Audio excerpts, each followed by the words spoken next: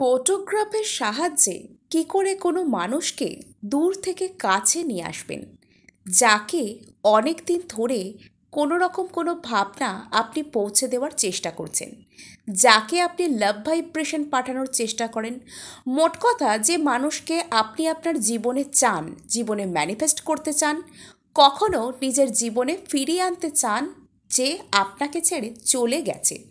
কারো বা কোনো ক্রাশ রয়েছে, যার কাছ থেকে সে কোনো রকমের কমিটমেন্ট ম্যানিফেস্ট করছে, অথবা সে চায় কারোর থেকে কোনো রকম কোনো অ্যাটেনশন পেতে, বা কোনো নির্দিষ্ট কথা শুনতে আশা করে, যেটা সে ওই মানুষকে দিয়ে বলাতে চায়।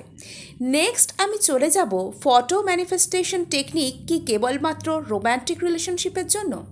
না, লাভ ভাইব্রেশন যেরকমভাবে শুধুমাত্র রোম্যান্টিক রিলেশনশিপের জন্য নয়, ফটো ম্যানিফেস্টেশন টেকনিক বহুলভাবে স্পেসিফিক পার্সন ম্যানিফেস্টেশন বা লাভ ম্যানিফেস্টেশন বা প্রেমজ সম্পর্কের ক্ষেত্রে ব্যবহৃত হলেও এটা আপনারা অন্য যে কোনো সম্পর্ককে সুন্দর করতে, ঠিক করতে ব্যবহার করতে পারেন। নেক্সট আমি চলে যাই, ফটোগ্রাফের সাথে কি আমরা কাউকে লাভ ভাইব্রেশন পাঠাতে পারি? ডেফিনেটলি পারি। যদি আমরা কাউকে ভিজুয়ালাইজ করতে আমাদের সমস্যা হয়, আমরা মনের মধ্যে কোনো ব্যক্তির সঠিক ছবি ঠিকঠাক কল্পনা করতে পারি না, এটা সত্যি কথা, সব মানুষ ভিজুয়ালাইজেশন করতে পারেন না। সেক্ষেত্রে আপনি ফটোর সাথে যে কোনো ধরনের টেকনিক, তা টেলিপ্যাথি হোক অথবা লাভ ভাইব্রেশন, এটা করতে পারেন।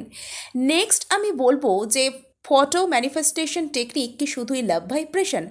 না, ফটো ম্যানিফেস্টেশন টেকনিক না তো টেলিপ্যাথি পুরোপুরি, না তো লাভ ভাইব্রেশন।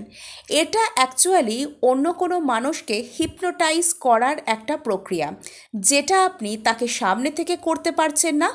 টেলিপ্যাথির মাধ্যমে এই হিপনোটাইজ করার যে প্রক্রিয়া, এটা আপনার কমপ্লিট হচ্ছে।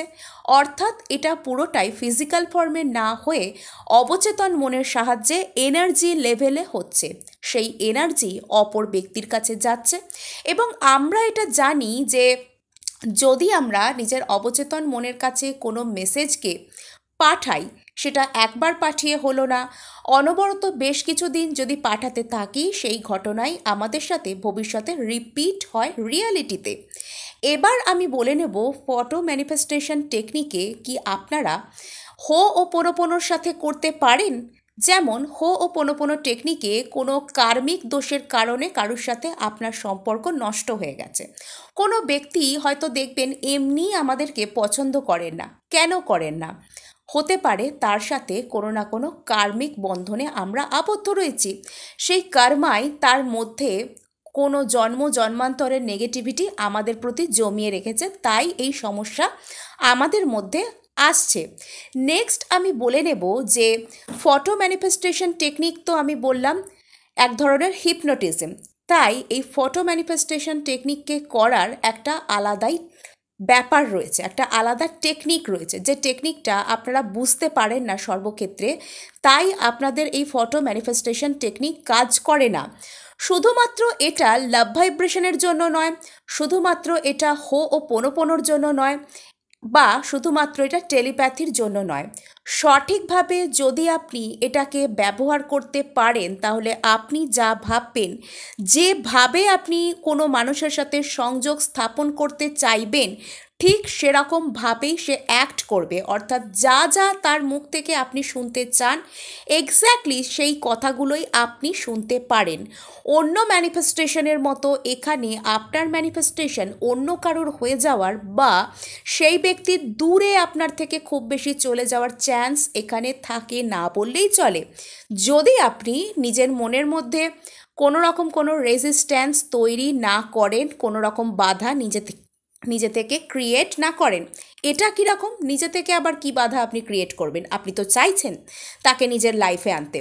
এটা হচ্ছে যখন আপনি অত্যধিক বেশি ডেসপারেট হন, আমার টেকনিক কাজ করলো তো, টেকনিক করার পর আমি এই স্বপ্ন দেখলাম, তার নাম দেখলাম, এই করলাম, ওই করলাম, সারা দিন তারই কথা মাথার মধ্যে বসিয়ে রাখেন, ভাবতে থাকেন।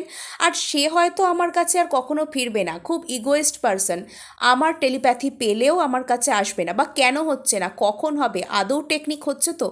এই ধরনের কথাগুলো যখন আপনি বারবার ভাবতে থাকেন, আপনি নিজেই কিন্তু আপনার কাছে সেই মানুষকে আসার পথে বাধা সৃষ্টি করে দেন। নেক্সট আমি হোপোনোপোনো নিয়ে আরও দু একটা কথা বলে দিই। সেটা হচ্ছে শুধুমাত্র কার্মিক বন্ধন এখানে হিল করার জন্যই নয়, যদি তার সাথে আপনার রিয়েল লাইফে কোনো বর্তমান যে জীবনে কোনো রকম কোনো ঝামেলা হয়ে গিয়ে থাকে, সেক্ষেত্রে এই হোপোনোপোনো তার ছবির দিকে তাকিয়ে করাটা লাভ ভাইব্রেশনেরই কাজ করবে। নেক্সট আপনি লাভ ভাইব্রেশনকে যেভাবে আমি শিখিয়েছি, পিঙ্ক এনার্জি জেনারেট করে অ্যাফ্রোদিতের কাছ থেকে পিঙ্ক এনার্জি প্রে করে এখানে করতে পারেন, অথবা লাভ ভাইব্রেশন তাকে পাঠাতে পারেন। এই যে ফটো ম্যানিফেস্টেশন টেকনিকের সবথেকে ইউনিক ব্যাপারটা এবার আমি আলোচনা করব, যে ব্যাপারটাতে আপনারা নোটিস করেন না বলে আপনাদের টেকনিক সাধারণত কাজ করতে চায় না। ফটো ম্যানিফেস্টেশন টেকনিকের আসল রহস্য কোথায় আছে জানেন? ওই যে ফটোটা, যার ফটো এনেছেন, সেই ফটোর যে চোখ রয়েছে, অর্থাৎ সেই ব্যক্তির যে চোখের ছবি রয়েছে ফটোর মধ্যে, আপনার সমস্ত ম্যানিফেস্টেশনের সিক্রেট বলুন বা এই ফটো ম্যানিফেস্টেশন টেকনিকের আসল রহস্য এখানেই লুকিয়ে রয়েছে, ওই চোখেতে। ফটোগ্রাফের মধ্যে ওই ব্যক্তির যেখানে চোখ রয়েছে সেখানে আপনাদেরকে অনেকক্ষণ ধরে কনসেন্ট্রেট করতে হবে। অনেকে বলেন ফটো ম্যানিফেস্টেশন টেকনিক করার ক্ষেত্রে ওনার দুই ভুরুর মাঝখানে বা আজ্ঞাচক্রে কনসেন্ট্রেট করতে। এটা একটা অ্যানাদার প্রসেস, বাট এটা কোনো রকম কোনো ডিরেক্ট হিপনোটিজমের প্রসেস নয়। যারা আমাদের থেকে অনেক বেশি এগিয়ে গেছে বা যারা এই প্রসেসে অনেকটা বেশি পারদর্শী, মেন্টাল এনার্জিস কাউকে পাঠানো যাদের মধ্যে থেকে সহজে লেট গো হয়, এবং যে কোনো ইউনিভার্সাল এনার্জিকে যারা সহজে অ্যাটেন্ড করতে পারেন, তারা এই আজ্ঞাচক্র সিস্টেমের সাথে কাজ করতে পারেন।